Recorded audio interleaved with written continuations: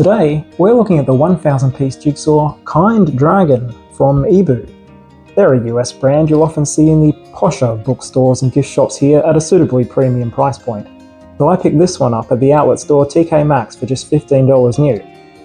I've got to say up front, I wasn't especially drawn to this as a puzzle image, but it was the only option they had, and I still thought it was worth the chance to try out eeBoo and see what I thought of it. But spoiler for the rest of this video, I wasn't that impressed. But let's start with the box, which I've only got good things to say about. The front is a nice and vibrant reproduction of the image with minimal obstructions. There's an image-specific poem on the back, and a biography of the artist on the side. All sides of eeBoo have put more care and thought into their packaging than just dropping the image onto a template.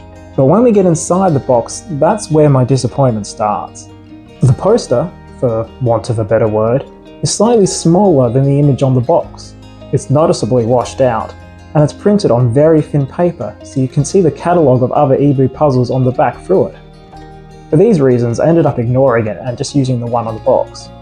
And as for the pieces, well, they're also quite thin and not quite as vibrant as the box either, though that might be because there's a glossy sheen to them that kind of mutes the colours.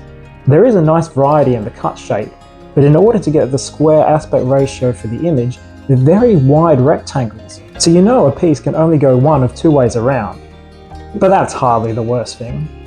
No, the worst thing is that many of the pieces came with the artwork peeling away from the cardboard. I've never seen so many pieces with this issue on a puzzle before, especially one that I got new and sealed. And even the pieces that weren't peeling away felt like they could if I handled the piece too roughly. To be honest, it felt like the inner product was a little slapdash and just hiding behind a nice outer packaging. Well, I've been on a bit of run of negativity, so we better switch up topics and talk about the artwork instead.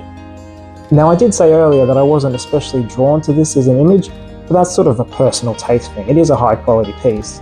I just found that looking at the other images in the eeBoo catalogue, I'd rather be doing anything, including a few by the same artist, so please don't take what I'm about to say as a dig against his work. It's just this soft painting of this vacant dragon in this Disney-esque clearing with these Disney-esque critters. I just didn't feel a real sense of original tone about it that inspired me to pick it up. Having said that, I do think it's a great image to work on as a puzzle. The distinct colours of the dragon were quite easy to pull out, and you've got these berries on the tree and the ripples in the water and these dappled shadows that make every region quite distinct and easy to work through steadily. So I never got frustrated with it.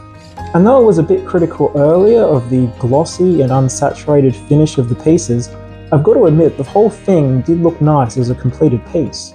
Now at this point, I've got to add a big caveat to my criticisms and know that eeBoo does make a point of using more sustainable materials, including recycled cardboard and vegetable inks. And I need to reckon with the fact that jigsaws are on the wasteful side as hobby goes, so it's hard to begrudge a few minor flaws for that lofty goal. But I have done other puzzles that are purportedly sustainable and none have been as compromised as this one, and it certainly doesn't live up to the promise of the high price point these are usually sold at. Because there's definitely one thing more sustainable than buying a jigsaw made from recycled materials, and that's not buying one in the first place, because sadly, where I think I'm at with eeBoo, I can't say I see a reason to give them another shot, certainly not at the price they usually charge. It's very possible that this puzzle came from a bad batch, and if I gave them another shot I would be more impressed. But at this point I can only judge what I've got in front of me, and I can only give that a 2 out of 5. Thank you for watching. Until next time, be kind to one another, and take care.